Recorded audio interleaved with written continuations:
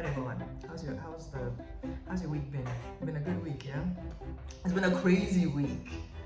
First we thought it was Hamatan, and then they told us that it was air pollution. Ew.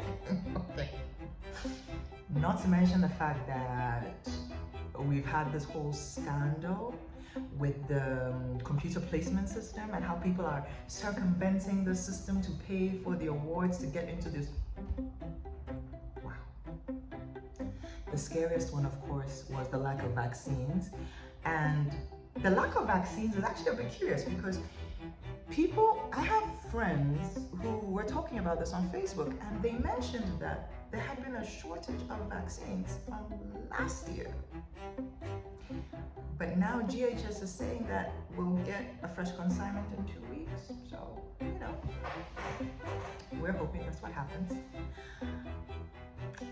My manners. My name is Jayjay. This is Coffee Break, and we're just gonna have a little chat. I'm just gonna check in on you, see how you're doing.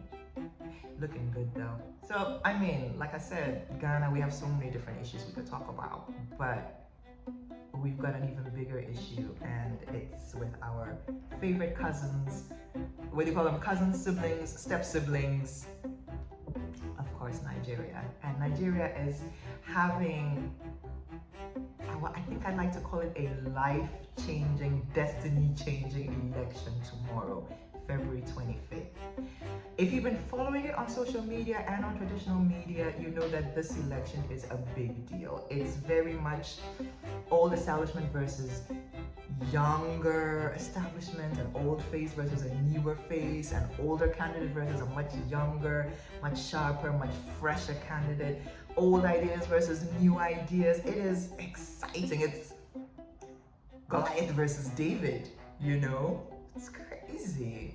We're talking about the APC versus the Labour Party, and the Labour Party's exciting candidate, Mr. Peter Obi, who has been in politics for a long while, but now he's, throwing his hat in the ring to be president.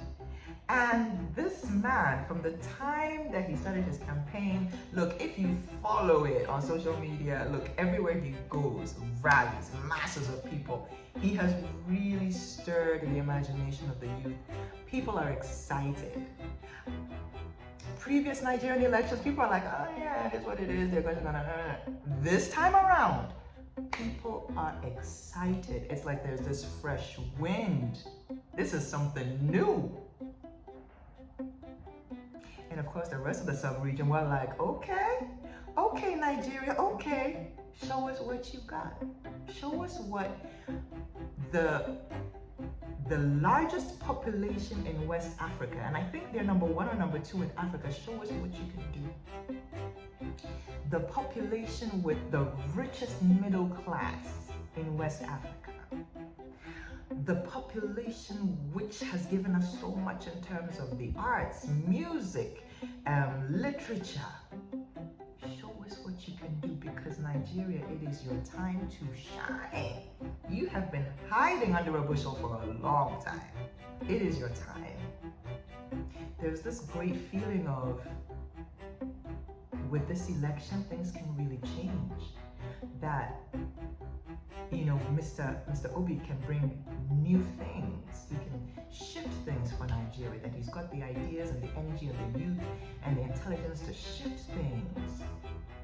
So people are excited and people are terrified, because new things don't just come onto the scene easily. There's always going to be pushback. And I've already watched a couple of news reports citing election violence. Yesterday, I watched a report of one of the Labour Party's Senate candidates was assassinated. So that was a scary thought. I was like, okay, if this is how we're starting, and the election is just tomorrow, just this February 25th, just this Saturday. This does not pretend for anything good. So yeah.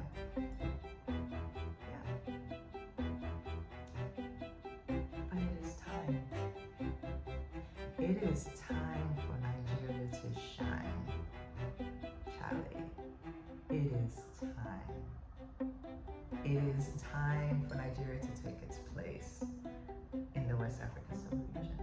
It is time for Nigeria to show us and to prove to themselves what it is that they do.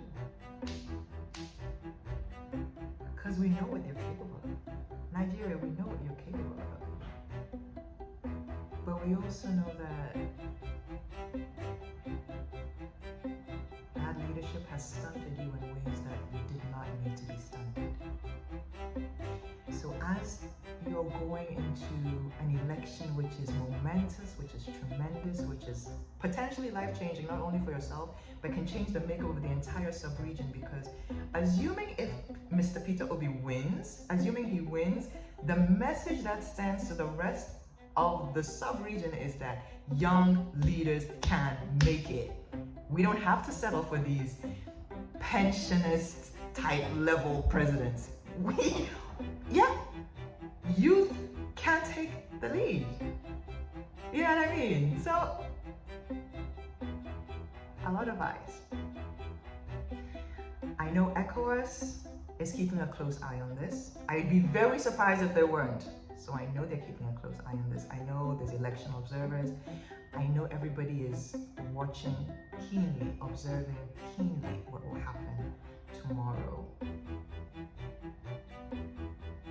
Because we know that Nigeria is the type of country with a sort of clout that when it coughs, all the other countries surrounding it all catch a cold.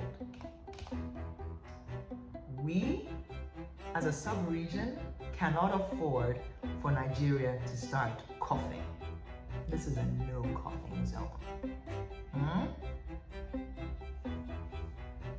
From afar, all we can do is pray and hope that tomorrow's elections will be free, fair, free of violence. They will be peaceful, they'll be transparent,